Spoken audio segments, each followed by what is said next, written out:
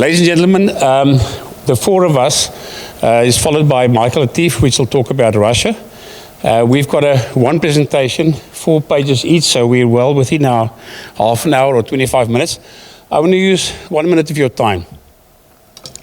You all know we've had a lot of challenges in Europe, especially in Spain, over the last 10 years, but we're still there. I think the one part which I want to underline is that we walked out of Spain and we walked back into Spain.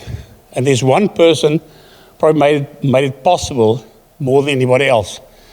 Jose Antonio, please come here. So what I want to do is, Jose Antonio is the CEO of Olimpo, which is the grapefruit and lemon producers organization, trade organization in Spain.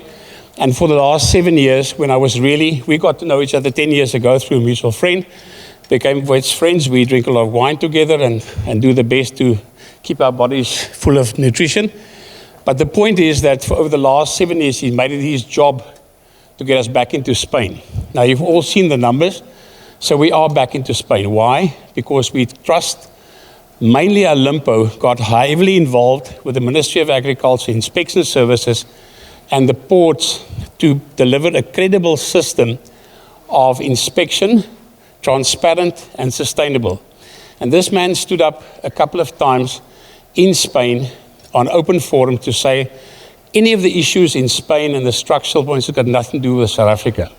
So he was brave. I think they belted his office once with fruit. So he called me from a fruit salad environment. But we thought, as the market access team in the CGA, we're going to give him some recognition as a person who stood up for the truth unashamedly and in a very difficult environment, and is mainly the reason why we're back into Spain.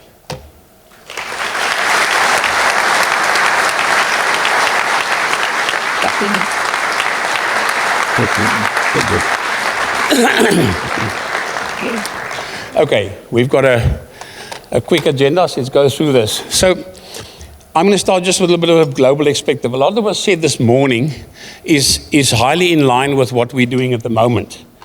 So let me try and do this. Good. So this you're going to see for the next 2 or 3 years a lot. This is the consumption monitor. What we're trying to do with this is give you an idea how effective is our market penetration. We always speak about KPIs. This is our KPI.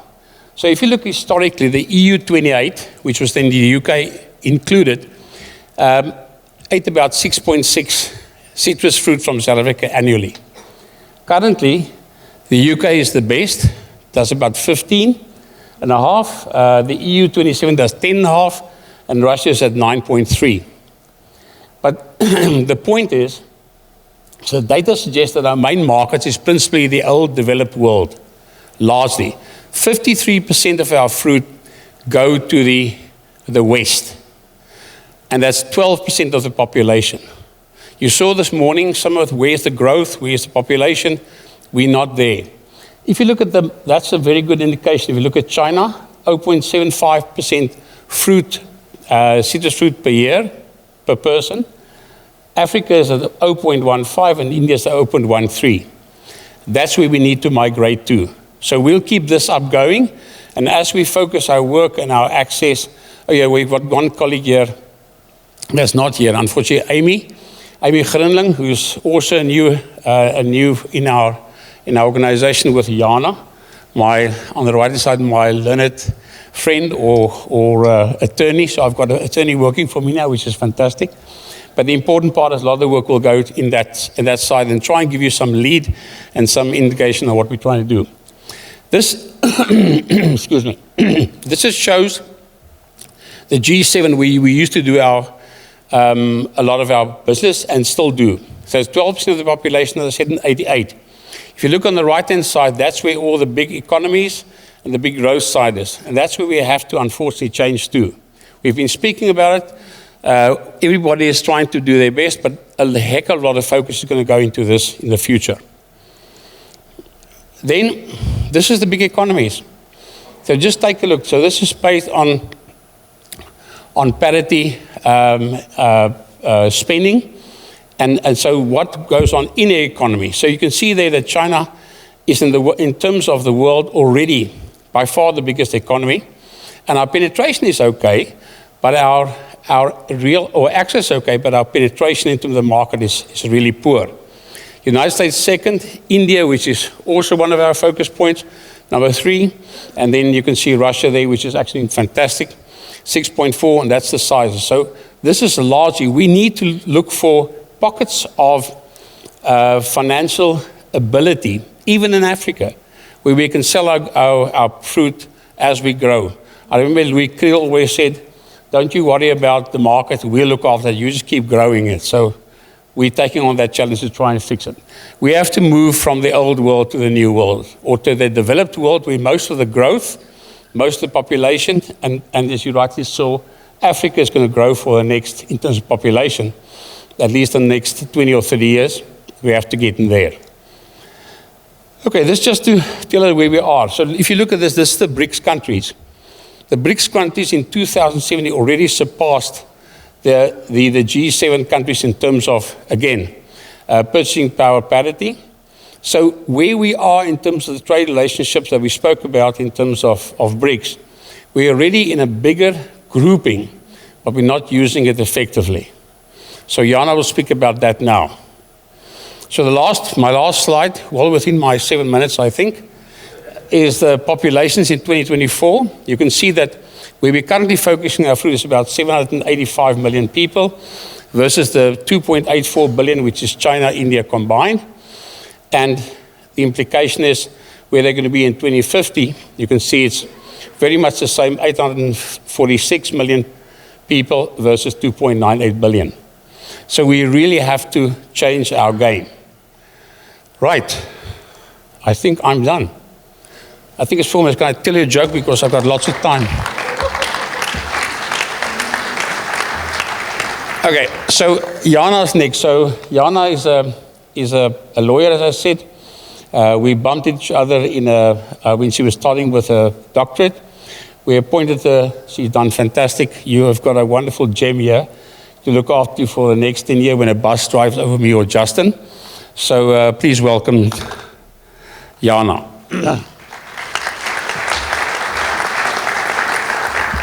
Thank you, Deon, for that introduction.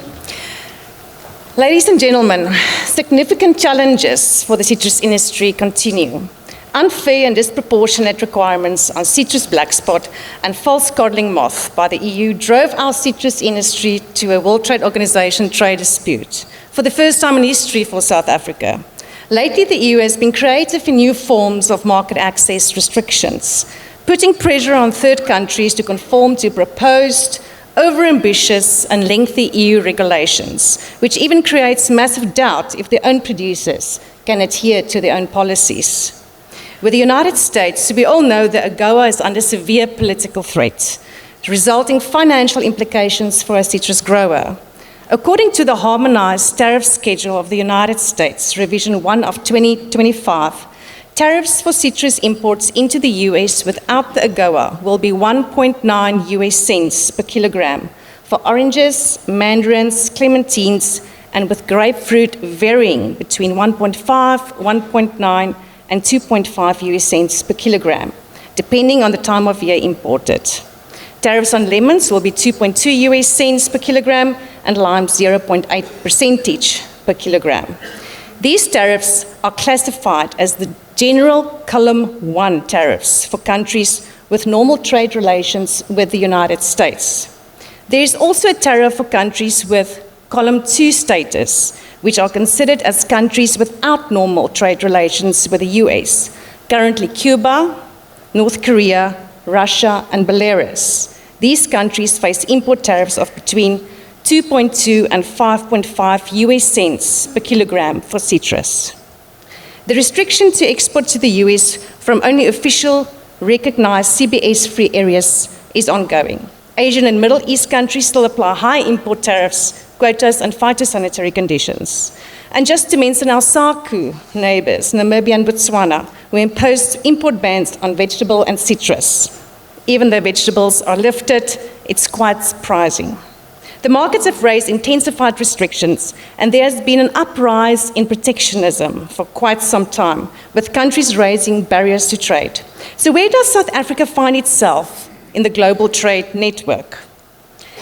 As a member of the World Trade Organization, all members are bound on a multilateral level by the WTO agreements governed by the multilateral trading system.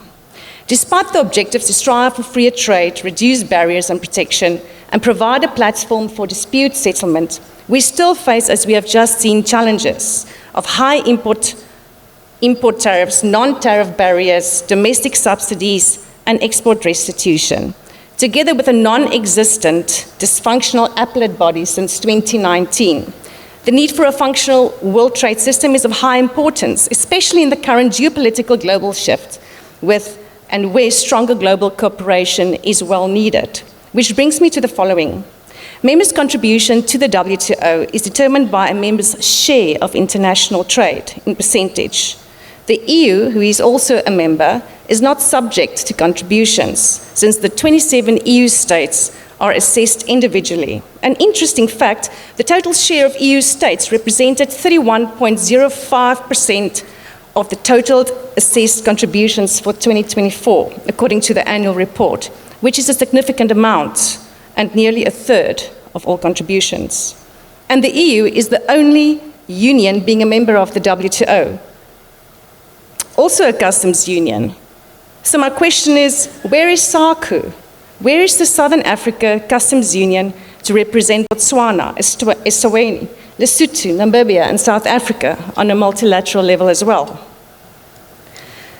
Countries have been chasing regional and bilateral trade agreements to expand access between markets, since the WTO could not always fulfill that need. Yet such a system is well necessary. The EU has the largest trade network in the world, with over 40 individual agreements in place and with a few more in the pipeline.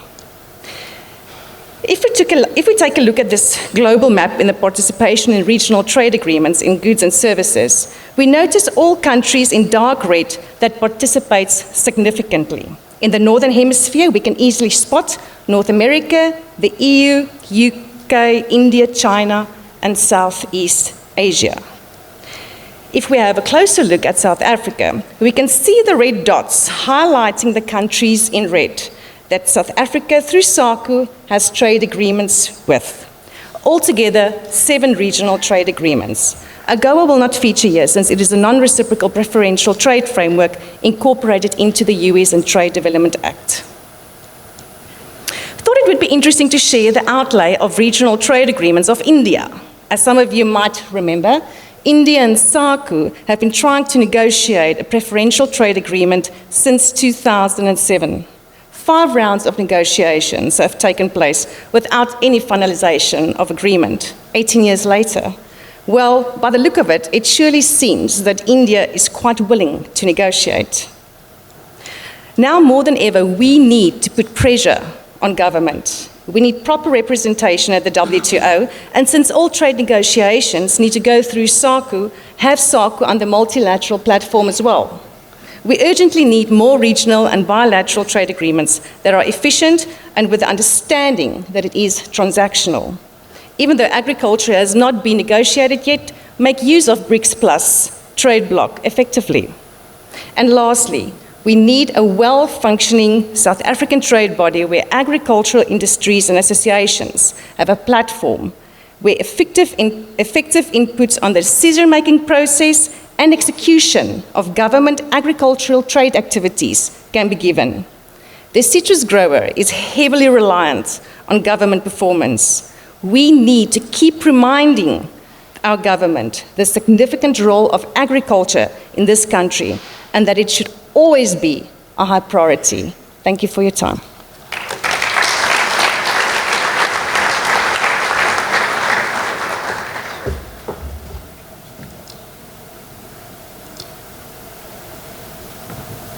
Right. Hello, ladies and gentlemen. Most of you know me, I think. I've been here 2 or 3 times. I've been in Brussels for about 20 years and working for CGA, representing your interests towards the EU since 2007.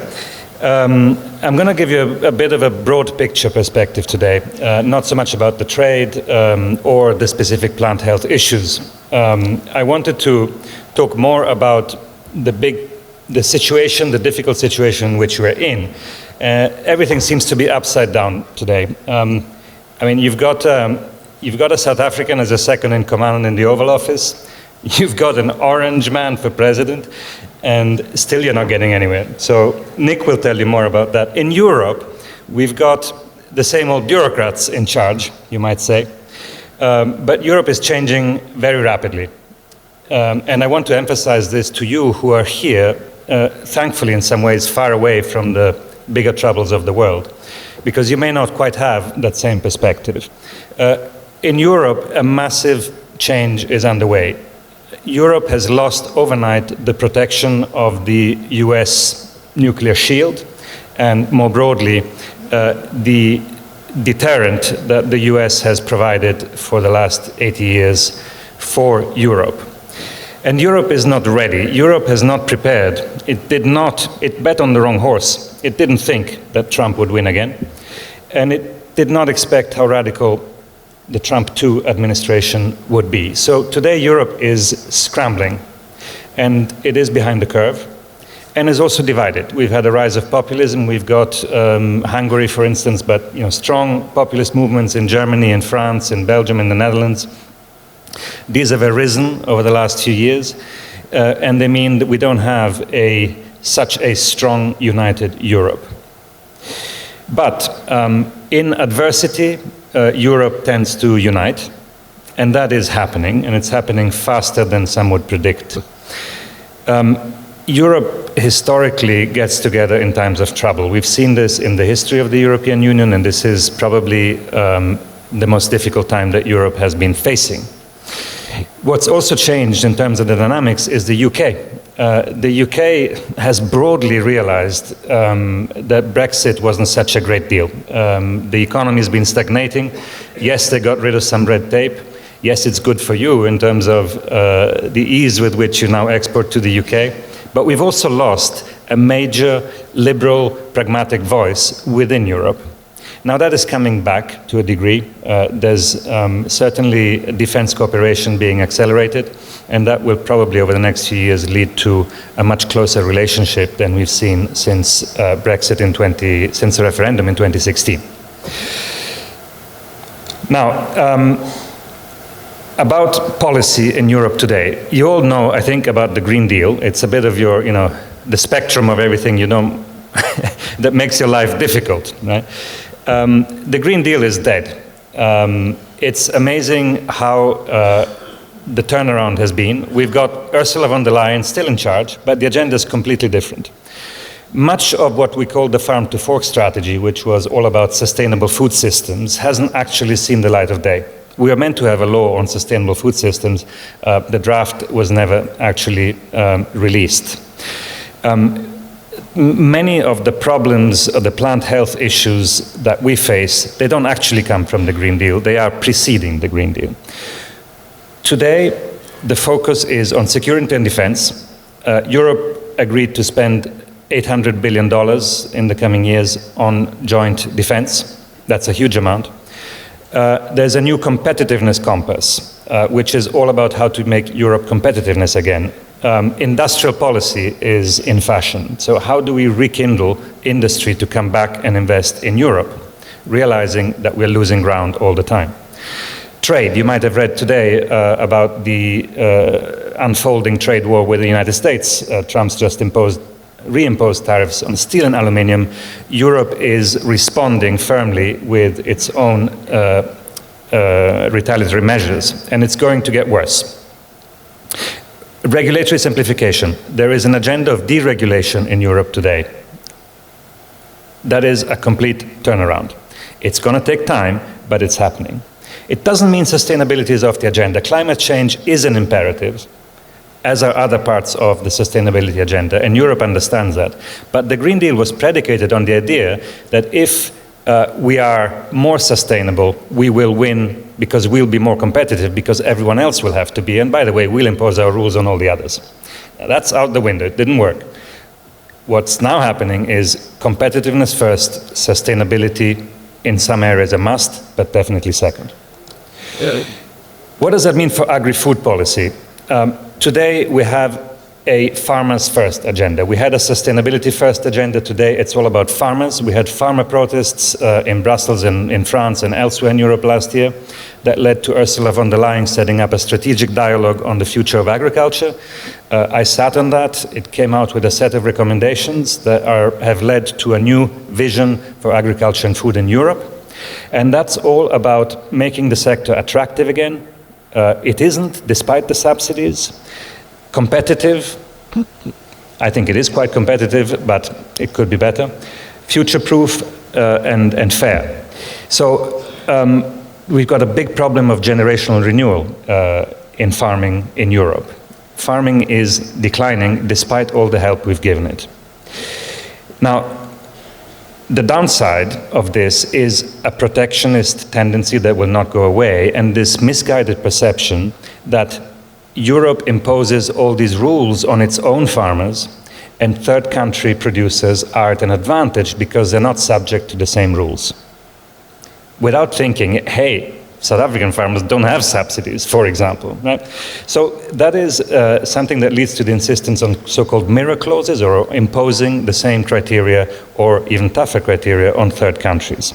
And that's I think the biggest conceptual shift that hasn't yet happened in the mind of policymakers. Now, I would see this as a moment of opportunity because Europe needs friends. The President of the European Commission and of the European Council will be meeting with President Ramaphosa in Pretoria tomorrow. The agenda is how to reinvigorate the strategic partnership with South Africa. And that is driven it's a regular cadence of meetings anyway, but it is now driven by the realization on the part of Europe that, you know what, we need friends. And our most obvious friends are those with whom we already have a strong, structured relationship. So we must stand strongly against the idea that we compete unfairly with Europe. It simply isn't the case, and I think we need to step up our communications at different levels, politically, as an industry, etc., to make that point clear to Europe.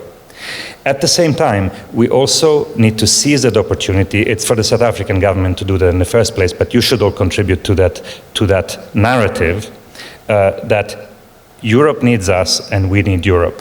And in times of adversity, why should we be foes when we are actually friends? On the WTO case, this is but a minor irritant, really, in the bigger picture. But it's an irritant the EU doesn't need. And maybe this international situation we face today provides an opportunity for speedier resolution to the benefit of South Africa. Either way, don't give up. Justin came to me with Vaughan in 2007 and said, we need some help here. CBS is the problem. If you can solve it in a year, I'll give you a bonus. I'll double your fees. I laughed. I don't know if he was younger and naiver, but he got that one wrong. He got all the rest right. And I think staying the course has paid off, and you should continue doing that, outlasting these tough times. Thank you.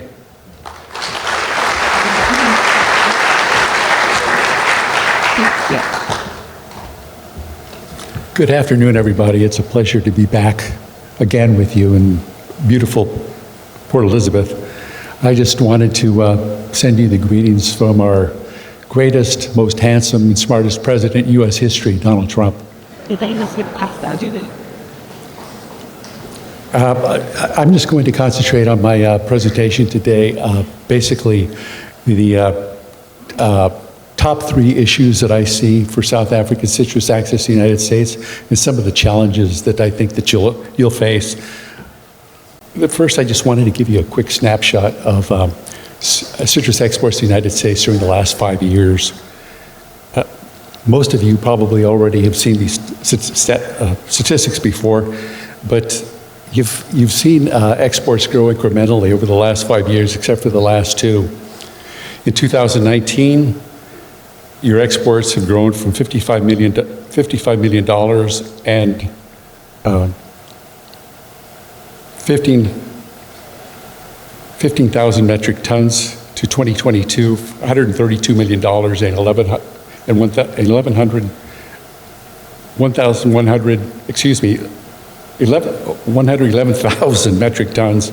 Again, you had a slight dip in 23 and 24, but again, I understand that you had some excessive rains in the Northern Cape, or in the Western Cape, excuse me, that affected exports to the United States. Then other market forces came into play. The second graph right below is just showing the popularity of the Mandarin tangerine varieties to the United States. And I can attest to the fact that these tangerine Mandarin varieties are becoming more and more popular. I've got 4 grandkids, and every day they take 1 or 2 Mandarin, thanks. They'll take 1 or 2 Mandarin tangerines to school for their lunch. And again, just to provide a little more context as far as your competitors in the Southern Hemisphere, in 2024, Peru exported about $208 million worth of citrus to the United States. Argentina was right behind with their lemon exports at $208 million. Argentina was at $78 million. Chile was at $43 million. Uruguay was $40 million. And Australia rounded out the top 5 at $21 million. For me, it was just amazing that for Peru, they jumped in their exports to the United States from roughly $143 million in 2023 to $208 million in 2024, a $70 million increase in just 1 year. Again, the second goal is to get USDA to finally publish the citrus black spot rule. I know this has been a source of frustration for you all, and it's been frozen for the last 6 years. USDA has completed all the risk assessment processes and addressed all the public comments for the black spot rule, and it still has not moved forward. And it's basically linked as a quid pro quo with better access for U.S. poultry and U.S. pork. Again, the technical sides, the animal health sides have gotten together several times, and they haven't been able to work out an agreement as far as that's concerned. They last had an animal health bilateral in 2024, August of 2024, in Pretoria, and again, they failed to resolve the irritants. However, I want to say that the CGA and the South African government has continued to reach out to their counterparts in the United States, again, trying to resolve some of these issues. USDA did approve access to all ports of entry in the United States to have cold storage facilities back in 2021. And you have Deon and Justin that make their annual pilgrimage to the United States to meet with leaders within the U.S. Department of Agriculture, the U.S. Trade Representative, U.S. Department of State, and of course, citrus importers, as well as various port authorities. South Africa's Minister of Agriculture, he didn't meet, but they had a telephone call with the former Secretary of Agriculture in August 2024, trying to resolve some of these trade irritants without any success. And then there's the usual yearly telephone calls and meetings between the DTIC ministers, Patel and now Tao, plus the former USTR Ambassador, Catherine Tai. One of the benefits that's shown up more recently is that South Africa has finally filled a vacancy that they've had as far as an ambassador to the United States. It's been vacant for about 3 or 4 years, and you've got a new ambassador in Washington, D.C. by the name of Ibrahim Rasool, and I understand that he was a previous ambassador from 2010 to 2015. Goal number 3 is, again, I'm a little bit worried that with the new administration in place, that both the bilateral relationship and AGOA trade preferences might be under threat. Again, as you know and you've seen on the local news, the Trump administration trade policy is very transactional and protectionist. Again, he favors a lot of loyalty, and he curries a lot of favor. And he's threatened tariffs versus Mexico, Canada, China, and of course Europe. And He's threatened to dismantle USAID, and he's cut foreign assistance, especially $440 million to South Africa, including $276 million in USAID funds. So again, I'm worried that the bilateral relationship might suffer a little bit. As far as AGOA is concerned, a bilateral group of senators from the United States, both Republicans and Democrats, have supported AGOA as late as the summer of 2024. But I'm still a little bit worried because should President Trump change his mind, I'm sure that both the House and the US Senate will follow his lead. So again, I think it's very important to keep that in mind. My own personal recommendation just for the future is that South Africa should advocate at the highest levels, again, kind of a rapprochement with Washington and the new administration. Again, just to form or revive an old strategic trade and investment partnership that they had established back in 2010. And again, for some reason, it was never really followed up on or revived. So again, I think it would be really good, especially as a buffer, should something happen to AGOA, that this bilateral relationship, again, be pushed forward. My time's up. Thanks so much.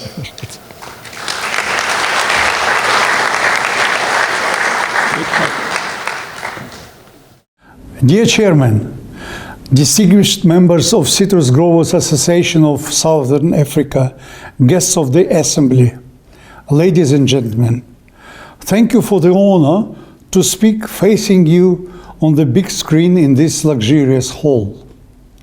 Russian market is just a fraction in the picture of the confident progress of glorious South African citrus industry.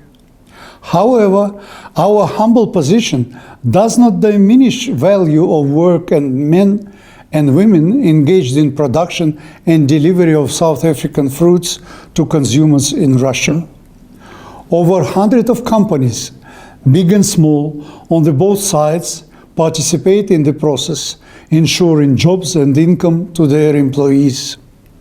There are also millions of consumers in Russia for whom fresh citrus from Southern Africa constitute the basis of vitamins-rich food on the table. As you know, cold climate in territories of Russia doesn't allow cultivation of citrus. Actually, 1/3 of all citrus consumed in Russia are sourced in South Africa, and people know about it. For older generation, knowledge of nations about each other was associated with Boer Wars and Soviet assistance to struggle against apartheid. These are citrus that represent brand South Africa for the new generation in Russia, a symbol of the faraway friendly country on the other side of the globe. And in economic terms, if we look at statistics of Russia-South Africa bilateral trade, citrus occupy half of the turnover. Fruits you produce and deliver have become a firm bridge uniting nations all over the world, bringing peace, health, and well-being to all. The current instability in the world affairs around Russia bypassed trade relations in citrus sector. Volumes steadily grow, logistics work without interruption. While we talk, 3 vessels with fruits from South Africa are on the way to St. Petersburg. Payments mechanisms have also withstood blows of sanctions. All that because business relations in our sector are based on pure interest of private parties on the both sides. At the same time, we are thankful for kind support of embassies, plant protection organizations, business councils, government promotion programs, and other good offices and people working there. When fellows in Russia learned that I was going to speak at the Citrus Summit, they asked me to bid their regards and voice their appreciation of cooperation with South Africans. I reckon they can do it by themselves, and with pleasure pass the floor to them. I believe some in the audience will be glad to recognize their friends and partners. Until then, I say, Bayadanki and Totsins. Spasiba. Уважаемый господин председатель, уважаемые члены Ассоциации производителей цитрусовых из Южной Африки, дамы и господа, я приветствую вас от Всероссийского научно-исследовательского института карантина растений. В далеком 1993 году наш институт проложил дорогу на российские рынки товарам цитрусовых из ЮАР. В совместной работе с различными организациями по защите растений из таких стран Юга Африки, как Зимбабве, Свазиленд, Мозамбик, с институтом цитрусовых из Нельспрута, ЮАР, с фермерами, которые выращивают цитрусовых, с экспортерами, мы заложили основы фитосанитарной безопасности при поставках цитрусовых из Южной Африки в Россию. Мы рады, что эта совместная работа в области производства цитрусовых, она смогла способствовать работе и производителей цитрусовых в странах Южной Африки, и потребителей цитрусовых в России. Считаем, что мы не исчерпали совместные наши работы, и было бы целесообразно подготовить рабочий план, рабочий договор такой по научно-исследовательской, научно-технической работе и подготовке кадров в области, о которой мы и говорим с вами. Мы сами открыты для такой совместной работы и рады всегда увидеть своих коллег из солнечной Африки в наших краях. Желаем вам удачи во всех ваших начинаниях и благополучия. Hello, dear friends. Sincere greetings from Russia. Very, very glad to welcome you. I am representing company Globus, one of the biggest Russian importers of fresh fruits and vegetables, and for sure the oldest one, the oldest importer. We are working with your esteemed country from end of 90s, buying directly fruits for Russia, and thanks a lot for your permanent support, for your cooperation. We are very glad to work with you for so many years, and only very good things can be always told about our esteemed suppliers from South Africa. Thanks a lot for your partnership. Thanks a lot for your fruits. Very, very good greetings from our side. All the best from winter Moscow. Very glad to see you. Best regards from all Globus team and from Russia. Hello South Africa, hello exporters, growers, our friends. The warm greetings from freezing Russia. I'm Joubert, commercial director of ISEM Group, Ivaros. Our volume last season was around 230,000 tons, of which 20,000 tons we did from South Africa. And we are happy with that. We are happy with your fruit in general. There is a lot of claims. In general, we are very satisfied with your quality, and we appreciate your efforts, appreciate your works doing in the farms. Hope to grow our business, every single year. Friendship with South Africa and Russia. Mr. Chairman, ladies and gentlemen, greetings from Baltic Shipping St. Petersburg, the agent for Gutierrez. We're delighted to arrange delivery and to provide agency service at the port of arrival for fruits produced in South Africa. Gutierrez is the biggest operator of conventional reefer vessels nowadays, with a number of offices over the world, and one of them based in Cape Town. In 2024, we welcomed a record number of direct vessels from South Africa, delivered a total of 240,000 pallets of fruits, including 180,000 pallets of citrus, which is 80% of the whole delivery volume. We are committed to provide first-class reliable service to the vessels, ensuring sustainability of the supply chain. We highly value our strong working relationship and take pride in contributing to the mutually beneficial fruit trade between countries. As the director of Baltic Shipping, I have no particular concerns to raise. Our operations continue smoothly, regardless of weather conditions or external challenges.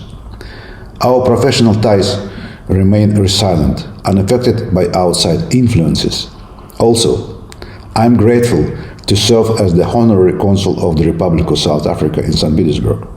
In this capacity, I would like to express our deep gratitude for the privilege of enjoying the high-quality citrus fruits produced on South African farms.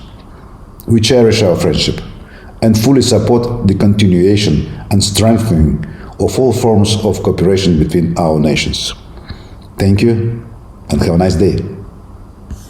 Greetings, everyone. My name is Nantobego Duma, a former South African diplomat to the Russian Federation, who has since left the government sector to pursue other avenues, amongst them my love and passion for the agricultural sector.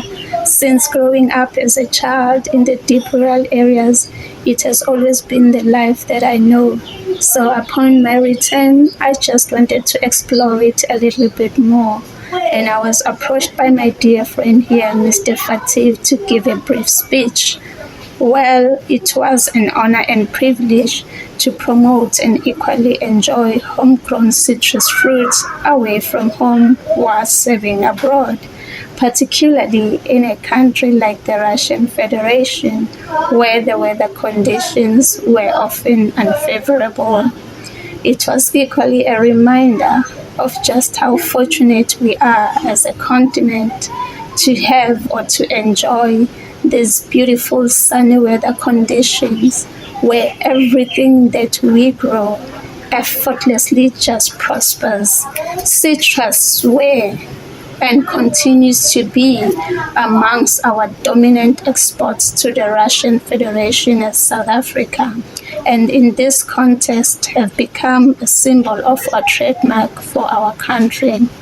We pride ourselves indeed with this trademark, with this milestone, and I wish to emphasize a need for continuous trade amongst the two countries, and wishing you all further success in your noble work for the mutual and fair benefit of our motherland and the people all over the world. I thank you.